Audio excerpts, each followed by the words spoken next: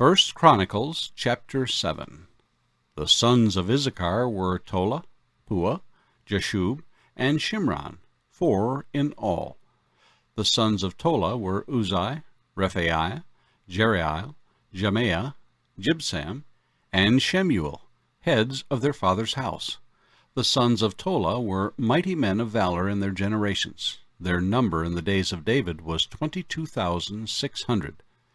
The sons of Uzai was Izrahiah, and the sons of Izrahiah were Michael, Obadiah, Joel, and Ishiah. All 5 of them were chief men.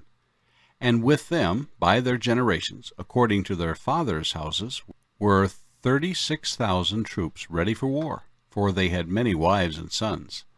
Now their brethren, among all the families of Issachar, were mighty men of valor, listed by their genealogies, 87,000 in all. The sons of Benjamin were Bela, Bakir, and Jediel, 3 in all. The sons of Bela were Esbon, Uzai, Uzziel, Jeremoth, and Eri, 5 in all. They were heads of their fathers' houses, and they were listed by their genealogies, 22,034 mighty men of valor. The sons of Bakir were Zemira, Joash, Eleazar, Elionai, Omri, Jeremoth, Abijah, Anathoth, and Elameth. All these are the sons of Bakir, and they were recorded by genealogy according to their generations, heads of their fathers' houses, 20,200 mighty men of valor.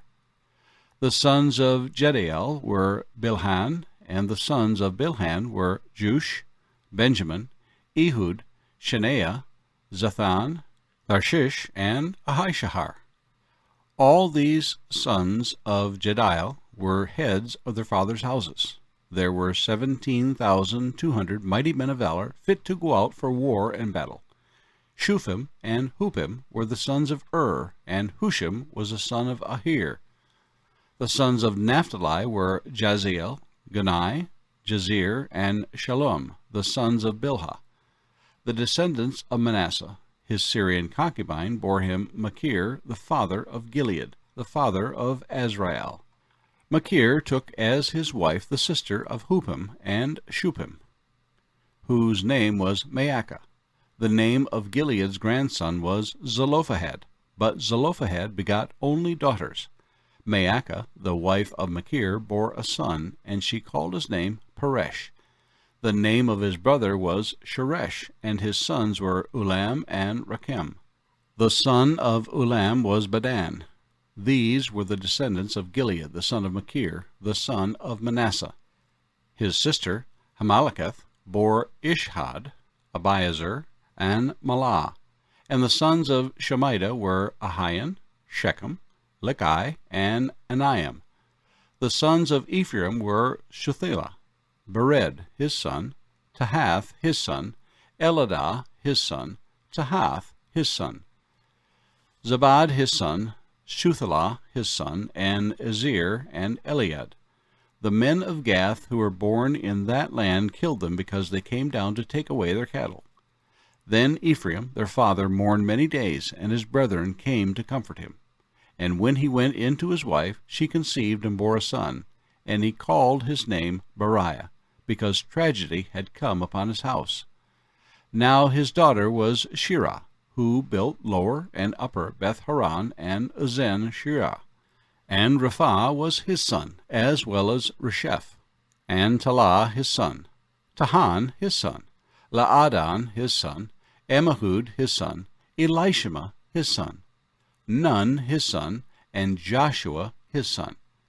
Now their possessions and dwelling places were Bethel and its towns, to the east Naaran, to the west Gezer and its towns, and Shechem and its towns, as far as Aiah and its towns. And by the borders of the children of Manasseh were Beth-shean and its towns, Taanach and its towns, Megiddo and its towns, Dor and its towns. In these dwelt the children of Joseph, the son of Israel. The sons of Asher were Imnah, Ishva, Ishvi, Beriah, and their sister, Sarah. The sons of Beriah were Heber and Malchiel, who was the father of Berzath. And Heber begot Japhlet, Shomer, Hotham, and their sister Shua. The sons of Japhlet were Pasak, Bimhal, and Ashvath. These were the children of Japhlet. The sons of Shomer were Ahi, Raga, Jehubah, and Aram. The sons of his brother Helem were Zophah, Imnah, Shelesh, and Amal. The sons of Zophah were Sua, Harnepher, Shual, Barai, Imrah, Bezer, Had, Shema, Shilshah, Jithran, and Beerah. The sons of Jether were Jephunneh, Pispah, and Arah.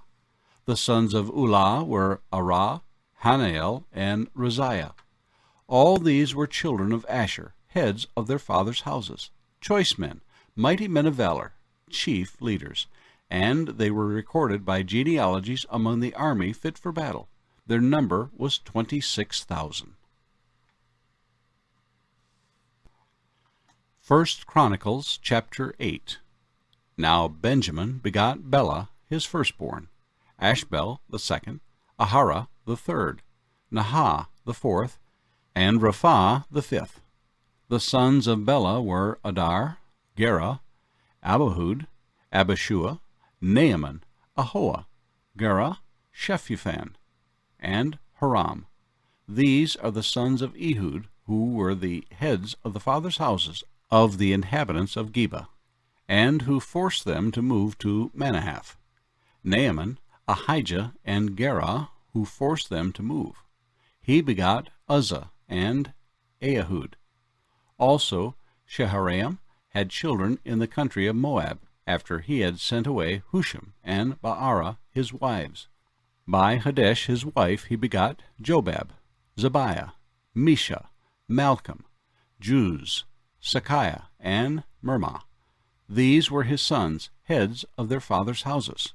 And by Husham he begot Abitub and Elpaal. The sons of Elpaal were Eber, Misham, and Shemed, who built Ono and Lod with its towns, and Beriah and Shema, who were heads of their fathers' houses of the inhabitants of Aijalon, who drove out the inhabitants of Gath. Ahio, Shashak, Jeremoth, Zebediah, Arad, Adir, Michael, Isbah, and Joha were the sons of Beriah. Zebediah, Meshullam, Hizkai, Heber, Ismarai, Jeliah, and Jobab were the sons of Elpaal.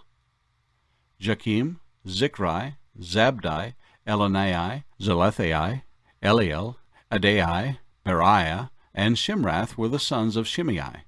Ishphan, Eber, Eliel, Abdon, Zikri, Hanan, Hananiah, Elam, Antothijah, Iphidiah, and Penuel were the sons of Shashak.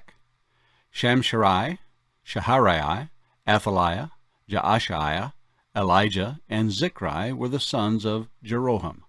These were heads of the fathers' houses by their generations, chief men. These dwelt in Jerusalem.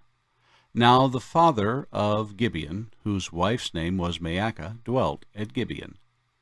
And his firstborn son was Abdon, then Zur, Kish, Baal, Nadab, Gedor, Ahio, Zakir, and Mikloth, who begot Shimeah. They also dwelt alongside their relatives in Jerusalem, with their brethren. Ner begot Kish. Kish begot Saul, and Saul begot Jonathan, Malchishua, Abinadab, and Eshbaal. The sons of Jonathan were Merib-Baal, and Merib-Baal begot Micah. The sons of Micah were Pithan, Melech, Tariah, and Ahaz. And Ahaz begot Jehoiada. Jehoiada begot Alameth, Asmaveth, and Zimri. And Zimri begot Mozah. Mozah begot Benaiah, Rapha his son, Eleasah his son, and Azel his son. Azel had 6 sons, whose names were these: Azrikam, Bacharu, Ishmael, Shariah, Obadiah, and Hanan. All these were the sons of Azel. And the sons of Eshek his brother were Ulam his firstborn, Jush his second, and Eliphalet the third. The sons of Ulam were mighty men of valor, archers. They had many sons and grandsons, 150 in all. These were all sons of Benjamin. The book of Hebrews, chapter 11. Now faith is the substance of things hoped for, the evidence of things not seen. For by it the elders obtained a good testimony.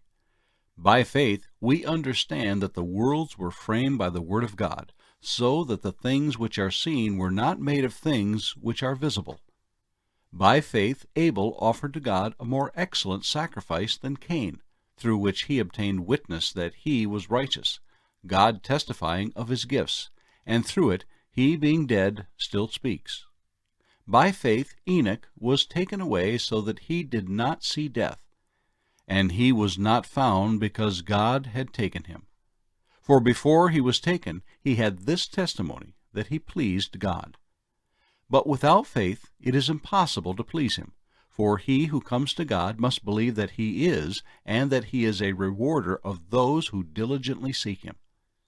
By faith Noah, being divinely warned of things not yet seen, moved with godly fear, prepared an ark for the saving of his household, by which he condemned the world, and became heir of the righteousness which is according to faith.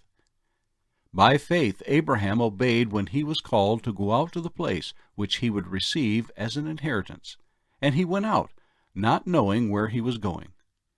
By faith he dwelt in the land of promise as in a foreign country, dwelling in tents with Isaac and Jacob, the heirs with him of the same promise. For he waited for the city which has foundations, whose builder and maker is God.